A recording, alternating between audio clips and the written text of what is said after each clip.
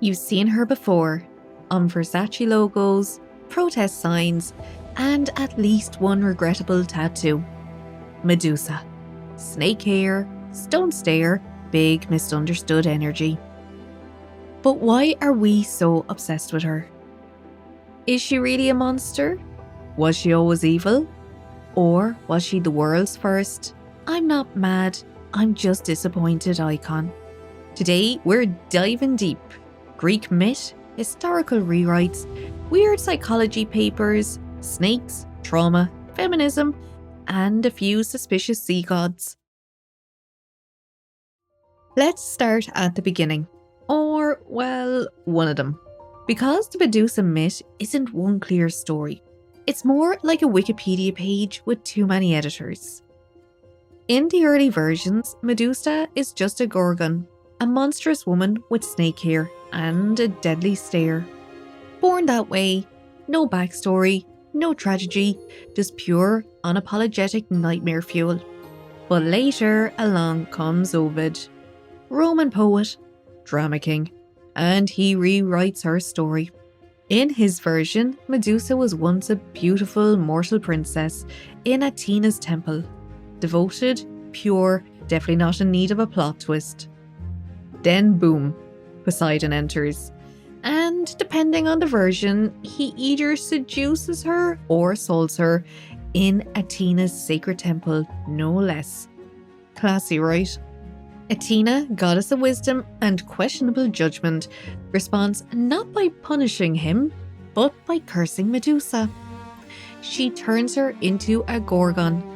Hair snakes, gaze a debt, the whole makeover package, which is a choice. This retelling shifted everything. Medusa wasn't born a monster, she was made into one. Not for doing anything wrong, but for being wronged. Ancient trauma, it's got layers. Let's talk about those snakes. Why snakes? I mean, apart from being deeply unsettling if you're shampoo shopping. In ancient cultures, snakes symbolized a bunch of things.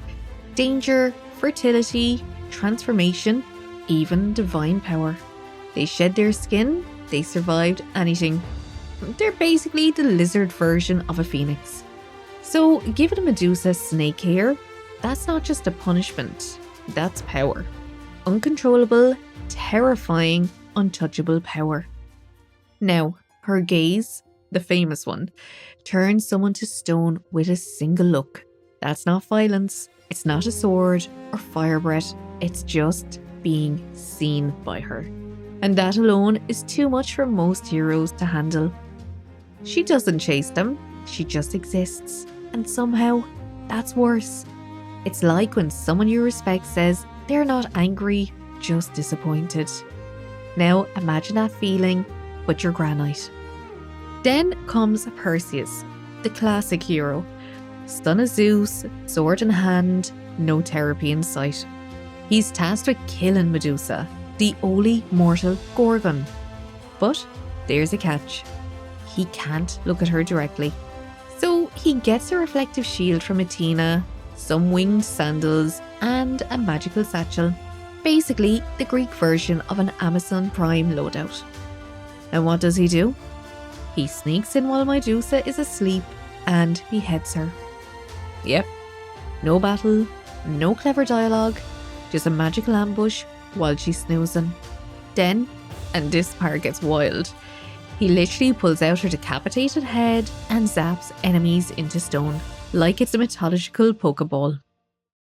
Later, he gives her head to Athena, who puts it on her shield. So Athena curses Medusa for being assaulted and then uses her face for protection. The audacity. Despite the messy myth, Medusa never went away. She just evolved. In ancient art, she was terrifying. Wide eyes, tusks, and a tongue sticking out like she just heard your unpopular opinion. But by the Renaissance, she started getting painted as tragic. Beautiful, angry, soft eyes, killer stare, very sad girl autumn. In modern times, she's a vibe. She's on Versace logos because apparently nothing says luxury Italian leather like a woman who turns you to stone for making eye contact. She's on tattoos, t-shirts, Tumblr blogs, and feminist essays. She became a symbol of survivors, of rage that simmers, of beauty that bites back. People who feel powerless look at her and go, same. Here's where it gets extra nerdy. Psychologists have spent a lot of time trying to explain Medusa. Freud, because of course it's Freud, claimed the snake symbolized male castration anxiety, which is one interpretation. Others say she represents the monstrous feminine, a cultural fear of female power, especially when it's not sweet and manageable. She's what happens when a woman stops being polite and starts being terrifying. There's also a Jungian read where Medusa is a shadow figure, everything society wants women to suppress: anger, desire, power, control. In other words, Medusa is the boss level of feminine energy, unapologetic, misunderstood, a little cursed, still iconic. So why are we still talking about her? Because Medusa taps into something timeless.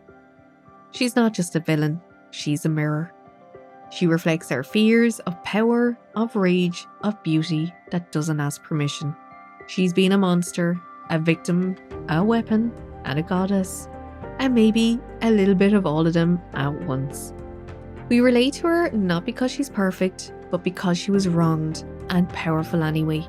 And in a world that still struggles with blaming victims and fearing women who speak too loudly, wear too boldly, or dare to say no, Medusa still got something to say, even if she says it with snakes. Thanks for hanging out with me while I rambled about one of mythology's most iconic women. If you enjoyed this, I'm gonna be doing a whole series on misunderstood mythological figures. Up next, Lilith. Probably with fewer snakes, but more chaos. Don't forget to hit like, subscribe, or just whisper justice for Medusa into your mug of tea. And if you ever felt like you turned someone to stone with just a look, congratulations, you might be Gorg coded. See you in the next one.